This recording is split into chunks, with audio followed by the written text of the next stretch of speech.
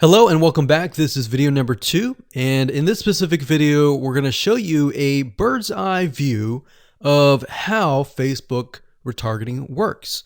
So you may have a general idea of how Facebook retargeting works, but my goal here is to kind of give you a visual mind map of how all the pieces connect together. Because if I jump in and start showing you to do this, to do that, and I don't explain what things are and why things are important, I know that you will get confused, and I don't want to overwhelm you, so that's the goal here. So let's dive in. Obviously, this is going to be the visitor, and the visitor comes to a website, a landing page, whatever page that you want. Let's say that it is a blog post, and it could be a specific blog post. It doesn't matter. So they visit this blog post, and on the blog post, in order for us to know that they visited the blog post, there's going to need to be a piece of code. And that piece of code is called a Facebook pixel. Now, I'm not going to talk about that right now, but all you need to know is that the Facebook pixel tracks them. I'm going to talk briefly about the Facebook pixel later on because it can get kind of technical. So all you need to know right now is a piece of code that tracks them. It lets us know that they have visited this particular blog post. Now, bear in mind that if you want to learn how to set things up with different scenarios, what do you do with an opt-in page? Or what do you do when you're trying to get somebody to fill out a form? Or what do you do when you're trying to sell a product? Well, I'm going to talk about different real-life examples in the next video. All right, so just keep that in mind. Let's just talk about the basics. Okay, so from this point, let's say it's a blog post, and maybe in this situation, what we want to do is whenever somebody visits this particular blog post, we want to create an audience specifically for this. All right, so whenever somebody visits here, they are going to have the Facebook pixel there, and then this visitor essentially will be added on this part to a custom audience. All right. And don't worry, we're going to explain all of this later on. Now, this custom audience is going to allow us to say, okay, anybody who visits this page is now added to this audience here. Now, why do you need an audience? Well, you need an audience because when it comes to trying to put ads up. So let's put this up. Let's do a Facebook ad.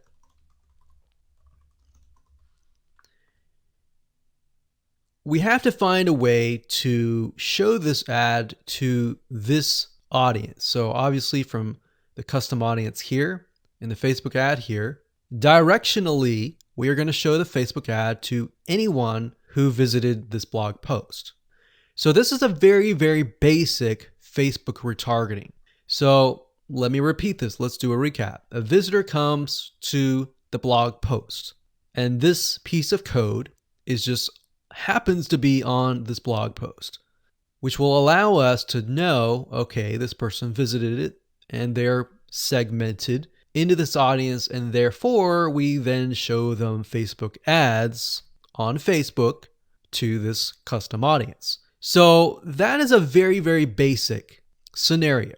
Now, it can get a little bit more tedious if you add more things like email opt-ins or everything else like that.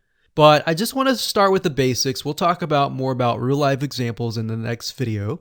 Now, what you will need to learn is the Facebook pixel, how to use it, how to set up different things like triggers, different ways to work with variables.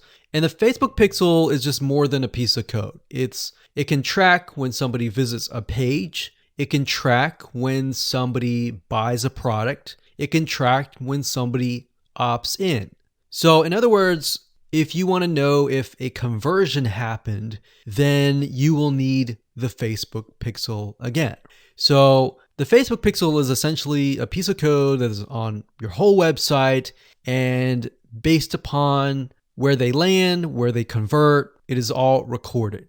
So we'll talk more about that later on, but let's move on to the next video. And I'm going to give you some real life examples and real life scenarios. We're going to show you different mind maps for different scenarios so that you have an idea of kind of how things work. Hello and congratulations, you've reached the end of this video course. This is video number 9, and we're going to talk about how to set up your Facebook ad and then set it up so that you are targeting the custom audience. It's actually very easy to do. All you have to do is simply go to your ads manager, create a ad, and then you'll see this screen. Now, as I said before, Facebook likes to change up everything oftentimes once a month, or if not more. So you may not see this screen at all. You may see something totally different. But as of now, it says, how do you want to create your ad campaigns? You can create complete campaigns with all the details now, or you can simply set up your campaign structure and fill in the details of your ad sets and ads later. So in this case, we're going to do this. And then, of course, you have the campaign, you have the ad set, and then, of course, you have the ad. So it's top down. So you have the campaign, which is the overarching, essentially covering everything. And then you have the ad set, which you can use to focus on the audience, the placements, and the budget and schedule. And then, of course, you have the ad. So as you can see here, the custom audience will be chosen under the ad set level.